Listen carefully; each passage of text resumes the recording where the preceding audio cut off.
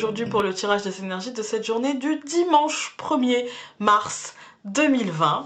Alors, toujours avec le tarot des familiers et l'oracle du peuple animal. N'hésitez pas à aller faire un tour sur YouTube, à mettre un pouce bleu, à vous abonner, bref, blablabla, blablabla. Voilà, c'est parti. Bah écoutez, on termine la semaine avec le 7 de coupe qui nous avait accompagné pour ce lundi. Il était accompagné du roi de bâton. Nous avons le 7 de coupe ce dimanche, mais cette fois-ci tout seul. Encore une fois, bah, comme lundi, en fait, je vais vous dire que cette lame, pour moi, elle a plusieurs significations, mais pour moi, la plus plausible, ce serait que vous ayez beaucoup d'options, en fait, hein. Que vous en ayez peut-être tellement qu'il va falloir peut-être même vous organiser. Profiter de ce dimanche peut-être pour penser la semaine à venir, en fait. Profiter de ce dimanche peut-être pour vous organiser par rapport à ce qui arrive derrière. Ne pas être dans l'illusion que tout ira trop mal, mais ne pas non plus être dans l'illusion que tout ira trop bien, et dans l'illusion de ce que vous pourrez accomplir ou non. Voilà. Ça va me demander aussi aujourd'hui de ne pas vous laisser en ce dimanche gagner par la paresse. De ne pas vous laisser gagner par la procrastination. Non, ce dimanche-là, ce ne sera pas Netflix sous la couette, pardon.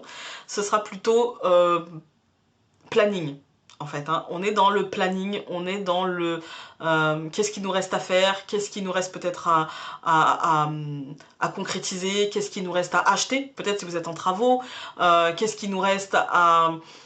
par exemple, si vous êtes professionnellement, bah, qu'est-ce qui me reste à faire pour finir cette tâche? J'aimerais bien terminer cette semaine. Du coup, pensez ça dans votre tête, vous organisez, réfléchissez à ce que vous avez à faire, en fait. Hein. Ça peut être les trois choses que je vous ai données. Relationnellement, réfléchissez à où vous en êtes aussi, à qu'est-ce que cela vous apporte, qu'est-ce que vous y gagnez, qu'est-ce que l'autre il gagne, qu'est-ce que ça lui apporte en fait, quelle est votre situation réelle, qu'est-ce que vous ressentez en fait. Hein.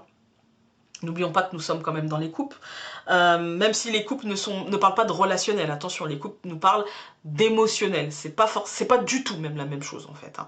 C'est pas du tout la même chose même.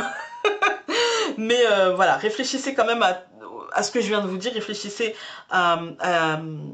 finalement à ces trois possibilités d'interprétation, hein, et ne vous laissez pas submerger par vos émotions, par les choix que vous avez peut-être à poser, par ce que vous ressentez. Ne vous laissez pas submerger, parce que ça pourrait vous faire perdre confiance en vous, ou au contraire vous faire vous perdre dans le miroir aux alouettes. Donc aujourd'hui, essayez de rester vraiment réaliste, ancré à la réalité.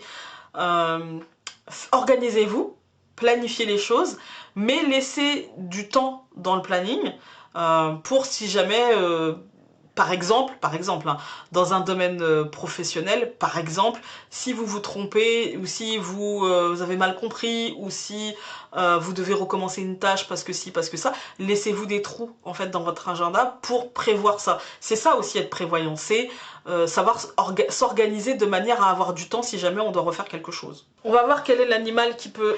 J'ai failli tout faire tomber. Qui peut vous accompagner.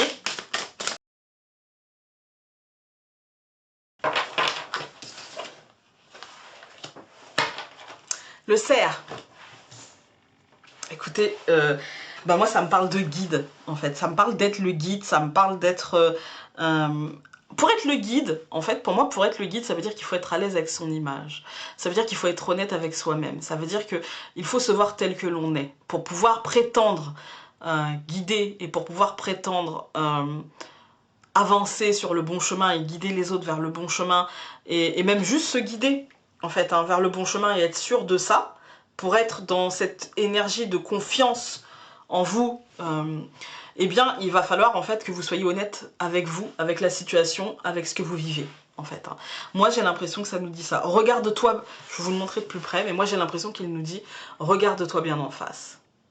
Regarde-toi bien en face. N'efface rien, n'enjolive rien, n'assombris rien. Voilà, sache d'où tu viens et sache où tu veux aller. Et donc pour ça, il faut que tu te connaisses réellement. » On va aller voir le livret. Alors, Pour changer, le cerf nous parle de transformation, d'élégance, le territoire, la réputation, le positionnement, la beauté, la renaissance, la puissance. Je vois très souvent la tête et les bois du cerf quand je suis en séance de Reiki. Très souvent, en fait. Je l'aperçois, ou une fois ou deux, je l'ai vraiment bien vu. Parfois, je l'aperçois, en fait. Hein. Je l'aperçois. Mais y a un truc avec le cerf. Pour moi, toute cette semaine, quand même, on a eu la transformation. Et pour moi, je pense que le cerf, c'est une fois la transformation concrète, parce qu'on a eu quand même beaucoup de bâtons hein, toute cette semaine, donc le concret, l'action. Là, on a quand même les émotions. J'ai l'impression que maintenant, ça va nous parler de transformation intérieure, en fait, de savoir qui l'on est, où on va, et de structure intérieure, et de... Comme si, en fait, cette fois-ci, on avait matérialisé quelque chose, et que maintenant, il fallait l'intégrer en soi. Et pas l'inverse, en fait. Ça me fait une sensation étrange comme ça. Voilà. Écoutez, dites-moi pour vous, hein, et nous, on se retrouve demain pour un nouveau tirage. Salut!